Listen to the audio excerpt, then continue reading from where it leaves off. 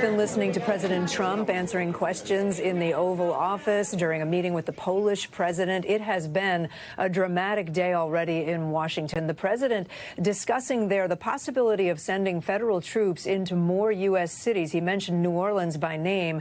Mr. Trump was also asked about a press conference that, if you've been with us, you saw. It lasted over an hour with 8 survivors of Jeffrey Epstein demanding the full release of all files and documents in that case. Mr. Trump, in the Oval Office, was asked about that press conference, and he responded by saying, "This is a Democrat hoax that never ends." He then pivoted and said it's irrelevant to the progress that we're making in this administration, including on crime. Let's bring in our senior White House correspondent, Garrett Haake. Garrett, a lot to process on a busy day.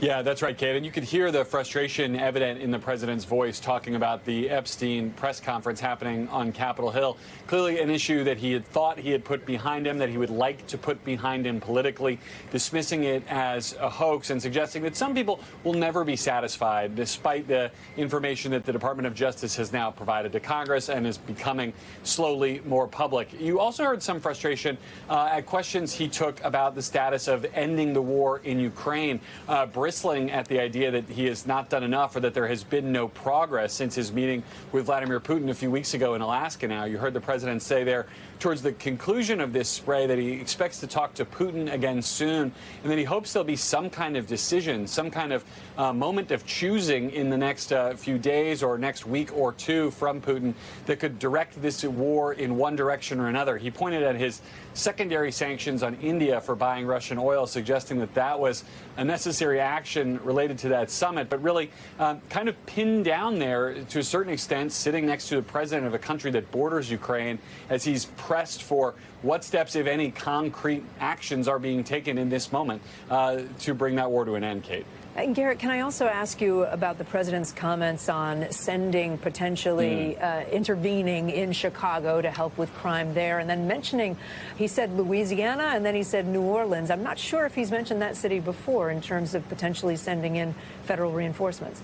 No, that was the first time I've heard that, and I think these two things may be related. The president said as recently as yesterday that it was a matter of when, not if, he would send more federal resources into Chicago, perhaps even the National Guard. But he seemed to back a little bit away from that today, suggesting that he would only go in if he was invited. That could be related to a federal district court ruling yesterday in California that found that the president's ordering of the National Guard and Marines into Los Angeles earlier this year was illegal. He did it in that case without the consent of that state's Democratic governor. He would be doing the same if he tried to order National Guardsmen into Illinois, into Chicago right now. The governor there has been very much opposed, but New Orleans, while it has a Democratic mayor, does have a Republican governor. And so perhaps if he's looking for a city in which he can exert more federal authority, he might find a greater welcome in Louisiana, in New Orleans specifically, perhaps in other Republican-controlled states in the South, Kate.